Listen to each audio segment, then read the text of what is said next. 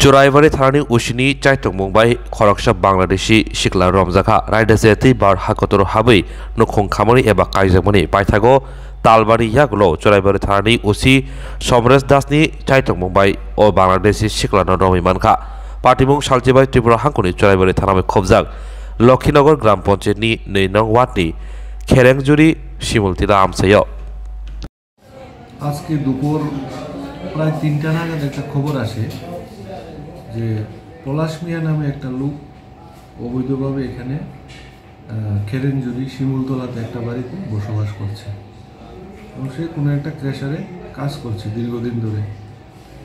এই খবরটা পাওয়ার পরে আমরা অফিসার আর স্টাফ চুরাইবাড়ি থানা এরা ওই খোঁজ করে ওই বাড়িতে যায়। একটা বাড়িতে মিনা বেগমের বাড়িতে যায়, গিয়ে তৎক্ষণাৎ মিনা বেগমকে পাওয়া যায়নি বাড়িতে। তো পলাশ মিয়া নামে একটা লোককে ওই বাড়িতে পাওয়া যায়। তো জিজ্ঞাসাবাদে ওই অফিসার থানার অফিসার জানতে পারে যে পলাশ মিয়া তার বয়স হচ্ছে গিয়ে 26 বছর, বাবার নাম পটু মিয়া, বাড়ি হচ্ছে ভাতগাঁও মৌলভীবাজার, থানা হচ্ছে কুলাউড়া বাংলাদেশ, ওইখানের বাসিন্দা। সে জিজ্ঞাসাবাদে সে আরও বলে যে প্রায় 5 মাস আগে সে ইন্ডিয়ান টেরিটরিতে অবৈধভাবে প্রবেশ করছে। তো থানার অফিসার যখন ওর কাছে পাসপোর্ট চায় তো পাসপোর্ট কিছু দেখাতে পারেনি, এখানে কিভাবে থাকছে কোনো সদুত্তর দিতে পারেনি। তো আমরা পাসপোর্ট অ্যাক্টে ওকে অ্যারেস্ট করি এবং তার বিরুদ্ধে একটা মামলা রেজিস্টার করি। যেহেতু মিনা বেগম জানা সত্ত্বেও এই বাংলাদেশি লোকটাকে তার বাড়িতে প্রশ্রয় দিয়েছে, মিনা বেগমের এগেনস্টেও কেস রেজিস্টার হয়। তো এই কেসটা তদন্ত চলছে।